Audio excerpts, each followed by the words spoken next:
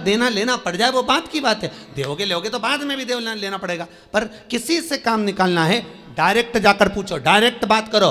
पर आप पहले जीजा जी के पास गए, जीजा जी के बाद में फूफा जी के पास गए, फूफा जी के बाद में मामा जी के पास गए, फिर इतनी रिश्तेदारी ढूंढते हुए उनका संबंध किससे, उनकी पहचान किससे, उनका संबंध कहाँ से, तब जाकर आपने उनसे फ़ोन लगवाया, तब ऑफिसर के पास गए। ऑफिसर को गुस्सा इस बात का आया कि तुम जो 4 जनी के पास होके आए हो, तुमने अगर 50,000 रुपये दिया तो उसमें 10-10 हज़ार तो इन्हीं को बांट दिया, फिर मेरे पास बचा क्या? तो उन्होंने कहा फाइल फिर उठा, फाइल को उठाओ यहाँ से, नहीं चाहिए, ले इसका काम बहुत लेट करना। डायरेक्ट जाता तुरंत काम होता। शंकर भगवान कह रहे हैं पहले इधर डोल लिया, उधर डोल लिया, उधर चले गया, ये देवी वो देवता वो धाम सारी दुनिया में रोकर आया, उसके बाद मेरे पास में आया और उसमें भी भटक रहा था, उसमें भी स्मरण में भटक रहा है। अगर एक बार चित्त वृत्ति से कह देता शंकर मैं तेरा हूं और तू मेरा है, इसके बाद तुझे भटकना नहीं पड़ता, तेरे कर्म को काट देता, तेरा जो पाप कर्म है उसको काट देता। सबने मना करा था भस्मासुर को वर मत देना। भगवान विष्णु के पास भस्मासुर गया था और भस्मासुर ने भगवान विष्णु से कहा वर दो, भगवान विष्णु ने कहा नहीं देता। ब्रह्मा से कहा वर दो, नहीं देता। सबके पास चले गया, उसने कहा कोई नहीं मानेगा, शंकर भगवान के पास चले गया। मात्र 2 दिन की तपस्या भस्मासुर ने करी, मात्र 2 दिन। और शंकर भगवान आकर पूछ लिए मांग तुझे क्या चाहिए। भस्मासुर आंखें मलता रहा कि 2 दिन में प्रकट हो गए, मैं तो हजारों साल तप करा तो नहीं प्रकट हुए, यहाँ तो 2 दिन में। शंकर भगवान से पूछा प्रभु आप असली हो? भस्मासुर बोला। शंकर भगवान बोले तो चिमटी खोड़ के देख ले, नकली हो असली हो? प्रभु इतने साल मैंने देवताओं का तप करा, वो वर नहीं दिए, आप कैसे आ गए? शंकर भगवान बोले तू तो 2 दिन तक तप करा, कहीं का आकर 1 लोटा पानी चढ़ा के चले जाए, 3 बार ताली बजाए, बम बम बोले, हम तो उतने में भी राजी। और यहाँ तो यहाँ हमारे ससुर ने तो यहाँ तक दक्ष प्रजापति का सिर कटा था, बकरे का मुख लगा था। बकरा क्या हिंदी में स्तुति करता है? बकरा क्या अंग्रेजी बोलता है? बकरा क्या उर्दू बोलता है? बकरा क्या बोलेगा? बकरा तो एक ही शब्द बोले ब ब ब ब ब ब ब ब ब ब ब। अब मेरा ससुर जब ब ब ब ब बोला, मुझे इतना अच्छा लगा कि मेरा ससुर कितनी अच्छी स्तुति कर रहा है, तो शंकर भगवान ने उसी दिन कह दिया जो मेरे मंदिर में आके बम बम बोलेगा मैं समझ जाऊंगा मेरा ससुर आया है। इतनी सरल भाषा शंकर जानते हैं, दुनिया नहीं जान सकती, तो क्यों भटको रे? कभी यहाँ चले गए, कभी वहां चले गए, कभी उससे कह दिया, कभी उससे कह दिया, डायरेक्ट शंकर के पास सीधे।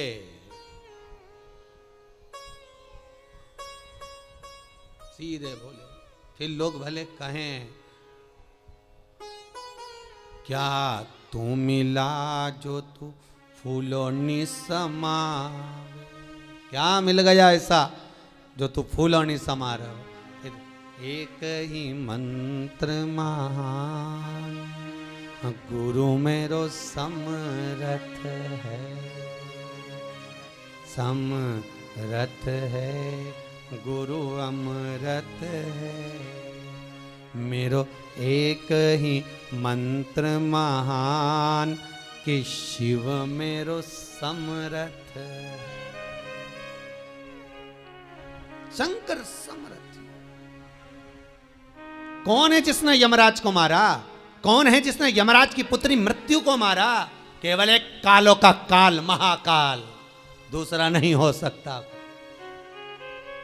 अकाल मृत्यु वो मरे जो काम करे चंडाल का, काल उसका क्या बिगाड़े जो भक्त हो महाकाल का। शंकर का भगत का बिगड़ेगा क्या? क्या बिगड़ेगा? शंभु है। भस्मासुर बोले 2 दिन का तप और तुम आ गए सामने? अरे 2 दिन बहुत होते हैं।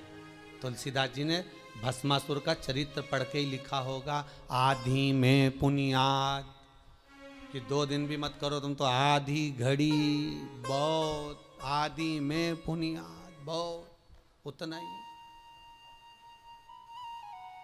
बहुत है, उतना बहुत।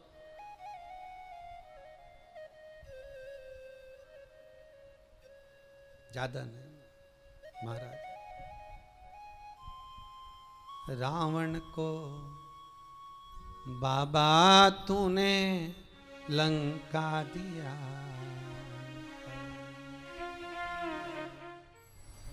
करुणा सागर कब करुणा कर जाए, त्रिकालदर्शी कैलाशी अविनाशी शंभु।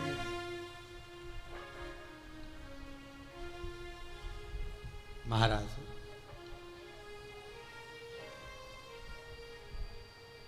शिव पुराण कह रही है,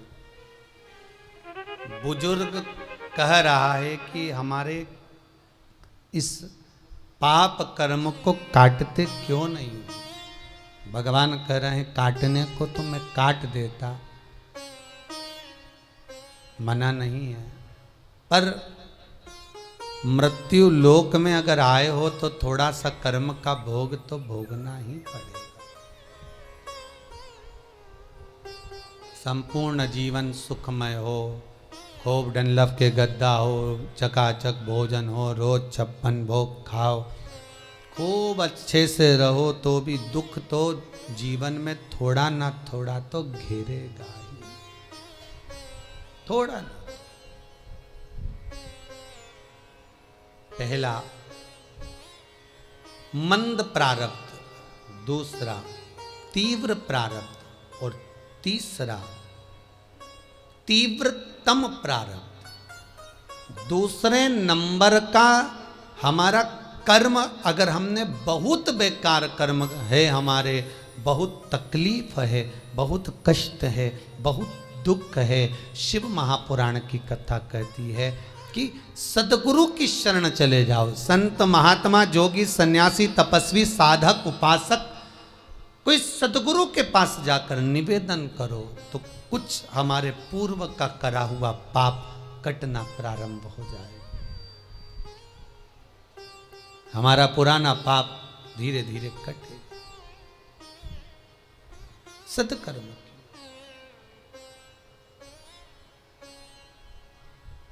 फिर एक निवेदन करूंगा,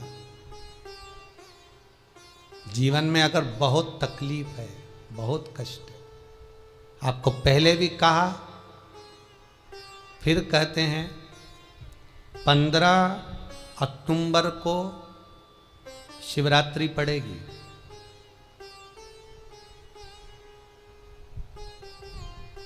जो माघ महीने में शिवरात्रि पड़ती है उससे भी प्रबल शिवरात्रि 15 अक्टूबर को पड़ेगी। ये शिवरात्रि अधिक मास के महीने की शिवरात्रि है, अश्विन की। 19 वर्ष के 2 बार गैप करने के बाद ये अश्विन का जो अधिक मास आता है, इसके बाद 183 वर्ष के बाद आएगा और 183 वर्ष के बाद फिर इसमें की शिवरात्रि प्राप्त होगी। और 183 वर्ष किसने देखे? कौन ने देखे? और निवेदन करूंगा, अगर जिंदगी में थोड़ी सी तकलीफ है, दुख है, कष्ट है, परेशानी है, तो उस शिवरात्रि को हाथ से मत जाने दो। 15 अक्टूबर वाली शिवरात्रि को आपको पहले भी कहा कि क्या क्या वस्तु भगवान शंकर को हम रात्रि के समय पर चढ़ा दें जिससे हमारा रोग समाप्त हो जाए, हमारी बीमारी समाप्त हो जाए, हमारे जीवन में सुख समृद्धि लक्ष्मी आ जाए। वो समर्पण का भाव। और शिवरात्रि आने में देरी है, 15 अक्टूबर में भी अभी देरी है और आपके जीवन में बहुत कष्ट है, बहुत कष्ट। महाराज 5 कमलगट्टे, 5 बेलपत्र तांबे के लोटे में जल भरकर रख लीजिए। सीधे हाथ पर उस कलश को रखो जिसमें 5 कमलगट्टे और 5 बेलपत्र रखिए। श्री शिवाय नमस्तुभ्यम शिव महापुराण का मूल मंत्र है, जैसे भागवत का मूल मंत्र है ओम नमो भगवते वासुदेवाय। शिव महापुराण का मूल मंत्र है श्री शिवाय नमस्तुभ्यम। इस मंत्र का 5 बार स्मरण कर कर आपको जो तकलीफ है उसको हृदय चित्त से धरकर मस्तक से कलश को लगाकर किसी एकांतेश्वर महादेव पर, एकांतेश्वर महादेव मतलब अपने गांव से, नगर से, शहर से जो बाहर खेड़े में हो, बिल्कुल बाहर, जिस शिवलिंग पर कोई पूजन करने ना जाता हो, एकांत में बैठे हो, जंगल में बैठे हो, कहीं किसी वृक्ष के नीचे विराजमान हो, ऐसे एकांतेश्वर महादेव पर अपनी कामना कर कर वो जल समर्पित कर दो। एक बेलपत्र, एक कमलगट्टा उठाकर अपने घर पर लेकर आ जाओ। जो तकलीफ बहुत ज़्यादा हो रही है 5 दिन में आपको मालूम पड़ जाएगा, 5 दिन में अंतर आ जाएगा। शिव का अनुमोदन करो, शंकर का स्मरण करो। महाराज,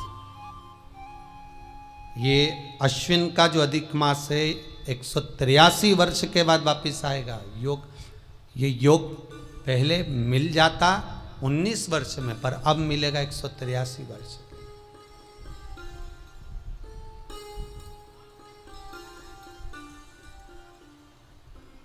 एक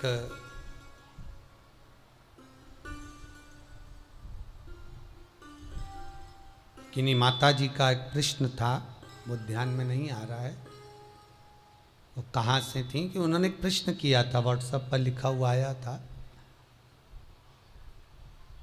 कि उनके घर में कोई बहुत ज़्यादा बीमार पड़ा हुआ है और बहुत बुजुर्ग है, लगभग 90-95 साल की हैं और शरीर गल गया, शरीर में अब कीड़े पड़ रहे हैं। सिस्टर को बुलाते हैं, डॉक्टर को बुलाते हैं, तब उनको साफ करते हैं, शरीर इतना गल चुका। उसके लिए क्या करना चाहिए?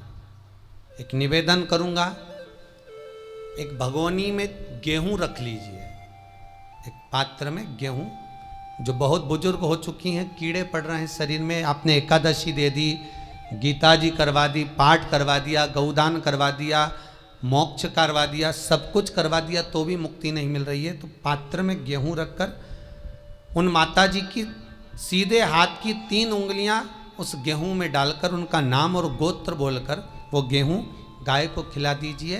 पात्र किसी गरीबड़े को, भिक्षुक को दे दीजिए। महाराज 3 या 4 दिन में मोक्ष प्राप्त हो जाता है। इतनी अगर भोग रही हैं तो कर सकते, इतना कष्ट अगर भोग रही हैं कि शरीर गल चुका है, कीड़े पड़ रहे हैं शरीर के अंदर और सारी खाल टपक टपक कर गिर रही है, तो उनकी मुक्ति हो, उनका मोक्ष हो। आज माता जी कह रही थी कि हमने गीता जी सुना दी, पाठ कर दिया, सब कुछ कर दिया, गौदान करा दिया, सब करा दिया, पर मुक्ति नहीं हो। शिव का हो, शंकर का, मेरे बाबा विश्वनाथ का स्मरण करो, मिलेगा। फिर निवेदन करूंगा, ब्रह्मा ब्रह्मलोक में रहते हैं, भगवान विष्णु बैकुंठ में रहते हैं। मृत्यु लोक का अगर कोई देव है तो वो महादेव है। पृथ्वी का अगर कोई देवता है तो वो देव अधिदेव महादेव है। पर हमारी आदत है, हम पड़ोस की काकी आती है तो उसको प्रणाम करते हैं, मासी सास आती है तो उसको नमन करते हैं, चाची सास आती है तो उसको नमन करते हैं, और घर में सास बैठी रहती है उसको कभी नमन नहीं करते। आदत है ना हमारी। दूसरों को तो हम प्रणाम कर लेंगे पर घर की सास को नमन नहीं कर पाते। उसी तरह हम भगवान विष्णु का स्मरण कर रहे हैं, ब्रह्मा का स्मरण कर रहे हैं, सारे 33 कोटि देवताओं का स्मरण कर रहे हैं, पर भूलोक का इस देव अधिदेव महादेव का हम कितना स्मरण कर रहे हैं। हम तो भगवान शंकर के मंदिर में भी जाते हैं तो छल करते हैं, गए मंदिर में, वहां का लोटा उठा लिया, पानी भर लिया, शंकर जी को चढ़ा दिया, लोटा दूसरे का, पानी दूसरे का, मंदिर भी दूसरे का, पानी चढ़ा दिया बस। और इतनी सात्वित्ववान सिर पे पल्लू मल्लू रे कि ऐसे पानी चढ़ाए। शंकर भगवान भी सोचे काय को नौटंकी करे रे, काय को नाटक करे, पानी दूसरे का, लोटा दूसरे का, शंकर जी पे चढ़ा रही। अगर शंकर को जल चढ़ाना है तो घर से लेकर जा, लोटा भी घर से लेकर जा, और अगर मंदिर का पानी लिया है, मंदिर का लोटा लिया है तो 1 रुपये लोटे का किराया, और 1 रुपये जो लाइट जली, पानी भरा जिस पुजारी ने, उसका 2 रुपया दान पेटी में डाल, तब जाकर तू शंकर को पानी चढ़ाएगी, तब शंकर उस जल को स्वीकार करता है किसी की लगी लगाई थाली मिल जाए पूजन की और तुम सिर पे पल्लू लेके कुंकू चावल रोली बोली सब चढ़ा दो और बेचारी वो बाद में आए तो देखे तो यहाँ सब साफ, तो क्या भगवान स्वीकार करेगा? भगवान ऐसा स्वीकार नहीं करे। फिर निवेदन है, बरसाती मेंढक मत बनो रे, अच्छे से सेवा करो, थोड़ी करो पर अच्छी करो, घर से पानी लेकर जाओ।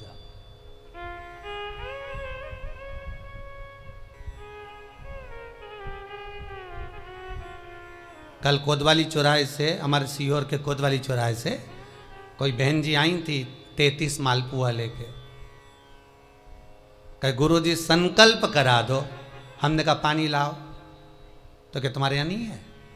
हमने कहा हमारे यहाँ तो कुआं है, लिया। चावल लाओ, तो क्या गुरुजी पूजन मंडप में होंगे ना चावल जरा सा। हमने कहा वापिस घर जाओ, निकलो। कितनी बार भागवत सुनी, राजा बलि के दरवाजे पर वामन भगवान खड़े हैं। राजा बलि वामन भगवान से कहता है प्रभु आपके एक हाथ में छत्र है, दूसरे हाथ में कमंडल है। तो राजा बलि कहता है आपके कमंडल का जल दे दो, मैं संकल्प छोड़ देता हूं। वामन भगवान कहते हैं राजन अगर मेरे कमंडल का जल लेकर तू संकल्प छोड़ेगा तो वो संकल्प मान्य नहीं होगा, तुझे स्वीकृत नहीं होगा। किसी की लगी लगाई थाली में से कुंकू चावल चढ़ा दोगे तो कुछ मिलना है क्या? अरे बोलो तो। विष्णु पुराण में तो यहां तक लिखा है कि किसी का लगा हुआ दिया, किसी का दिया मंदिर के अंदर रखा था, तुमने अपना डब्बा खोलकर बत्ती निकाल कर उसके दिए में रखकर जला दी और सोच रही है कि मैंने खूब बड़ा काम कर दिया, तो उसका तो फल ही नहीं मिला। विष्णु पुराण कह रही है खुद का दिया, खुद की बाती, खुद का दीप अगर जलाती तो फल मिलता। किसी मंदिर में तुम रोज डब्बी लेकर जाओ, बत्ती लेकर जाओ, मना नहीं है, पर उस मंदिर में पहले से 5 दिए, 7 दिए, 11 दिए तुम रख कर आओ तो जलाओ। दूसरे के रखे हुए दिए में 50 बार बाती जला कर आना, उसका कोई फल नहीं मिलने वाला, उसका कोई फल नहीं है हमारा।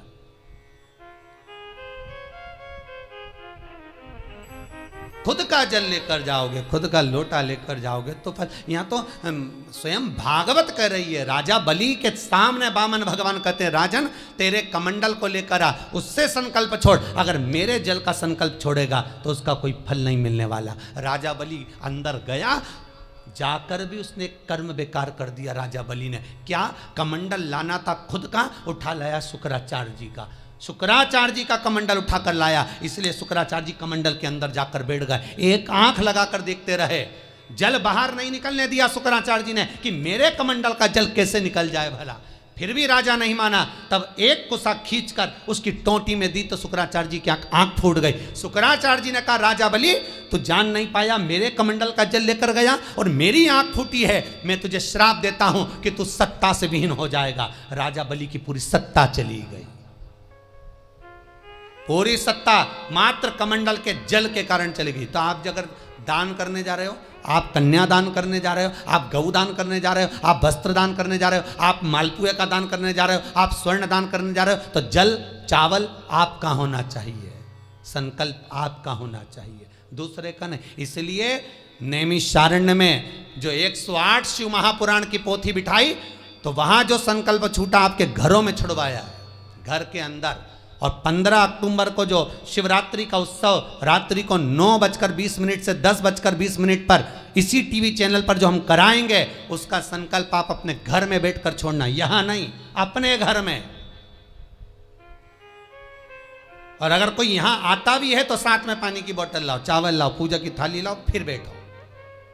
अपना संकल्प अपना होना चाहिए, उसका फल हजारों गुना प्राप्त होता है।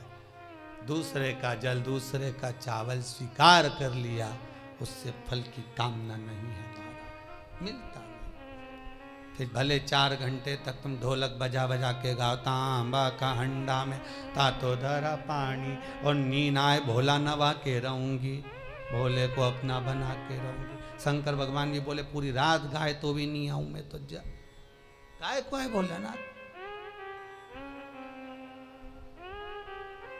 शिव को मनाने के लिए आडंबर की जरूरत नहीं है, शंकर को मनाने के लिए बहुत साधना करने की भी जरूरत नहीं है। शंकर तो कहते हैं 3 बार ताली बजा दो, बम बम बोल दो, उतने में भी राजी हूँ। पानी नी भी चढ़ाए चलेगा, ताली नी भी बजाए चलेगा, बम बम नी भी बोला चलेगा। शंकर का शिव महापुराण की कथा कहती है इतना भी ना बने तो मेरे मंदिर के सामने से निकल कर चले जा, उतने में भी कल्याण कर दूंगा। ये भी ना बने तो मेरे मंदिर का शिखर देख ले, शिखर दर्शनम सर्व पाप नाशनम, मात्र शिखर का दर्शन कर लेने पर भी मैं तेरे पाप छिन्न कर देता हूँ, समाप्त कर देता हूँ, तेरी जिंदगी खुशियों से भर। शिव करें उतने में भी संतुष्टि है।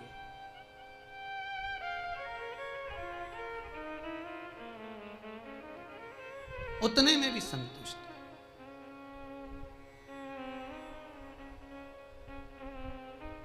शंकर का अनुमोदन करने वाला, शिव का स्मरण करने वाला है। तो अगर मालूम पड़े प्रारब्ध के कारण, कोई कर्म के कारण हमें मिल भी रहा है तो वो समाप्त होगा, वो मिटेगा।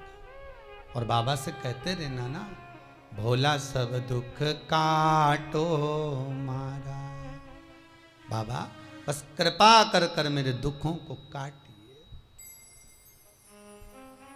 बाबा बोले शिव, उस बुजुर्ग से कहते हैं तुम्हें कर्म का भोग भोगना पड़ेगा। बाबा ये कर्म का भोग मनुष्य क्यों भोगता है?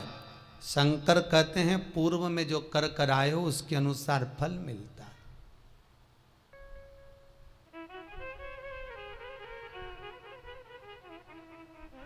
अभी 2 दिन पहले की कथा याद करो।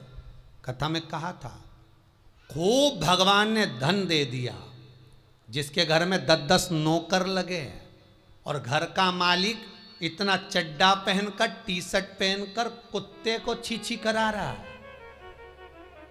कथा में कहा था कि नहीं कहा था? तो किसी ने प्रश्न किया था, गुरुदेव इनके घर में 10-10 नौकर लगे, इनके घर के बच्चों को तो नौकरानियां पाल रही, दासियां पाल रही, और सेठ जी अच्छा चड्डा पहन के, टी शर्ट पहन के कुत्ते को छी करा रहा। तो ये कहीं लिखा है? अरे गरुड़ पुराण उठाकर देखो ना, ये भी कर्म का भोग है कि तेरे घर में 10 नौकर काम कर रहे हैं और कुत्ते को छी मॉर्निंग वॉक में तू करा रहा। तुमने भी देखा होगा रे, जितने लोग टीवी पे कथा सुन रहे हैं, सही बताओ ईमानदारी से, अपनी अपनी स्वीकृति भेजना हो व्हाट्सएप पे जरूर। देखा होगा कि नहीं देखो, सुबह सुबह लोग कुत्ता इतनी शान से घुमाए, कुत्ता इनंग जाए तो वो इनंग, कुत्ता उधर जाए तो वो उधर। हमें ये समझ में नहीं आया कि ये कुत्ते को घुमा रहा है कि कुत्ता इसे घुमा रहा है। वो इधर जाए उधर, उधर जाए उधर, उधर कहाँ कर।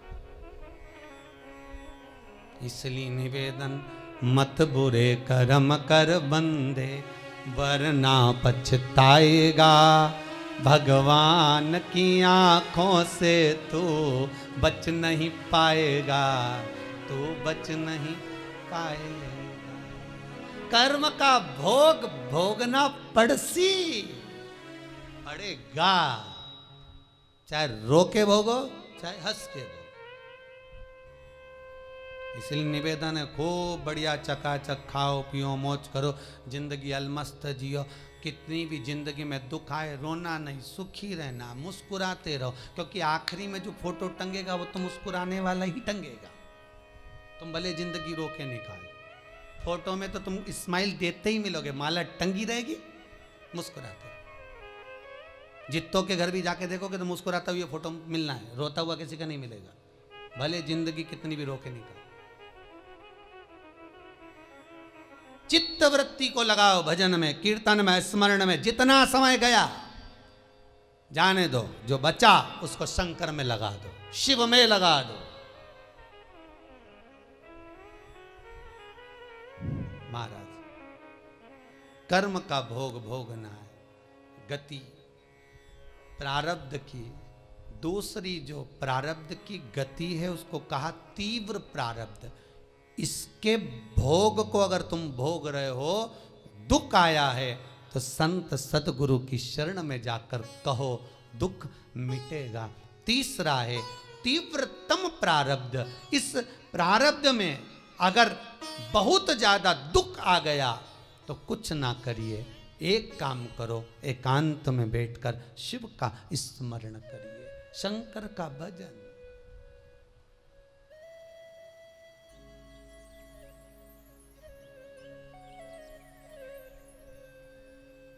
बटकेश्वर महादेव और पिपलेश्वर महादेव,